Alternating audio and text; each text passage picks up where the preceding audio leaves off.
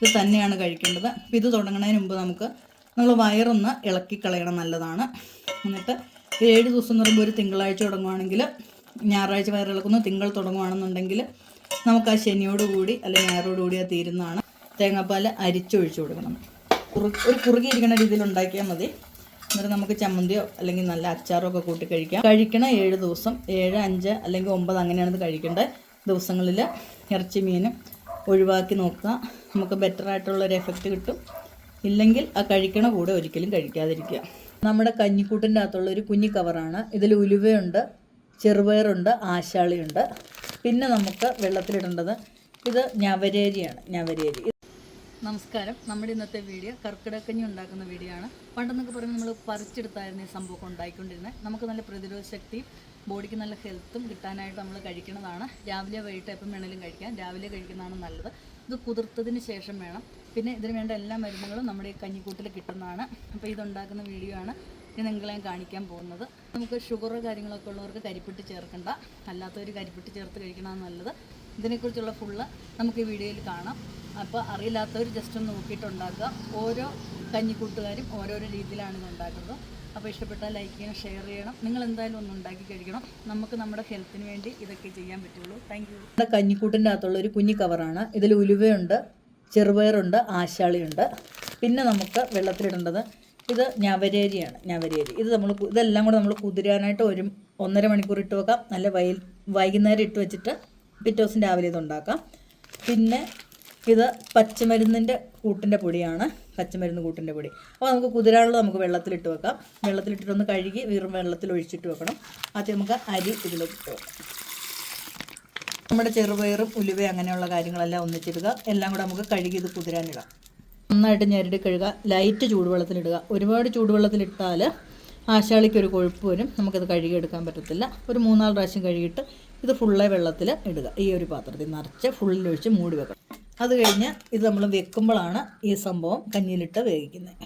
ഇവിടെ അരി വെന്തിട്ടുണ്ട്. ഇപ്പോൾ നമ്മൾ കുതിർക്കാനിട്ടത് എല്ലാം കൂടെ ഒന്നിച്ച് വേവിച്ചെടുത്താണ്. ഇതുണ്ട് നമ്മൾ ഞെക്കി നോക്കുമ്പോൾ അത് മതി. ഒന്ന് ഞെക്കി നോക്കി വെന്തിട്ടുണ്ട്. പയറും ഉലുവയൊക്കെ വെന്തു. ഇത് നമ്മളതിലോട്ട് മരുന്ന് പൊടി ഇട്ട് കൊടുക്കുക.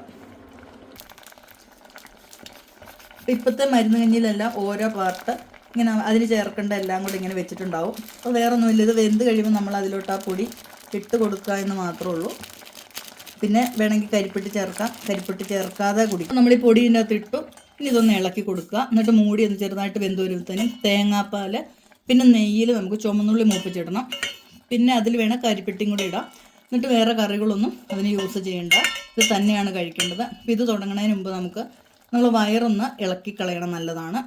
എന്നിട്ട് 7 ദിവസം എന്ന് പറയുമ്പോൾ ഒരു തിങ്കളാഴ്ച തുടങ്ങുവാണെങ്കിൽ ഞായറാഴ്ച വയറിളക്കുന്നു, തിങ്കൾ തുടങ്ങുകയാണെന്നുണ്ടെങ്കിൽ നമുക്ക് ആ ശനിയോടുകൂടി അല്ലെങ്കിൽ ഞായറോടുകൂടി അത് തീരുന്നതാണ്. അപ്പോൾ ഓരോ ഇതെടുത്ത് വെക്കുക. ഇനി നമുക്ക് തേങ്ങാപ്പാൽ ചേർക്കാം. ഒരു തേങ്ങ ഫുള്ള് ചേർന്നിട്ട് അതിൽ 4 എടുക്കുക. ആ മിക്സിയിൽ നമുക്ക് അരച്ച് പാലെടുക്കാം. ഇത് പിന്നെ നെയ്യാണ്.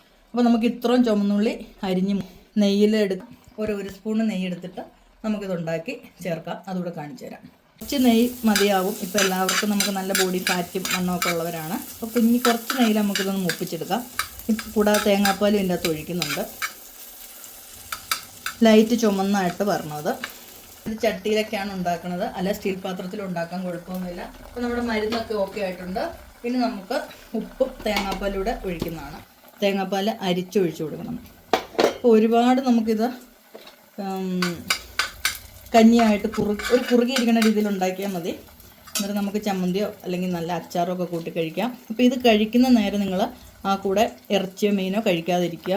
പിന്നെ ആ 7 ദിവസത്തിന് നമുക്കതൊന്നും ഇല്ലാതെ ഈ കഞ്ഞി എടുക്കുന്നത് നല്ലതാണ്. പിന്നെ പ്രത്യേകിച്ച് നമ്മൾ നോക്കേണ്ടത് ഉപേക്ഷിക്കാൻ പറ്റത്തില്ലെങ്കിൽ നിങ്ങൾ ആ കഴിക്കണ 7 ദിവസം, 7, 5 അല്ലെങ്കിൽ 9 അങ്ങനെയാണ് കഴിക്കേണ്ട ദിവസങ്ങളിൽ ഇറച്ചി മീനും ഒഴിവാക്കി നോക്കുക.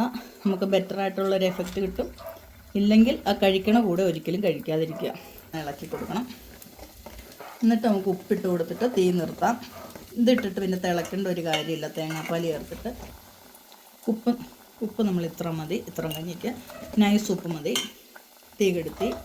അപ്പോൾ നമ്മുടെ ഇത് മൂത്തിട്ടുണ്ട്. ഇനി നമ്മളിത് കഞ്ഞിയിലോട്ട് ഒഴിച്ചു കൊടുക്കുക. തീ നിർത്തിയതിന് ശേഷം ഇത്ര നമ്മുടെ ഉള്ളി മൂത്താൽ മതി. ഒരുപാട് ചുമന്ന് കരിഞ്ഞൊന്നും പോകണ്ട. എന്നിട്ട് നിങ്ങളിത് കഴിക്കുക. അപ്പോൾ നമ്മുടെ കർക്കിടക കഞ്ഞി റെഡി ആയിട്ടുണ്ട്.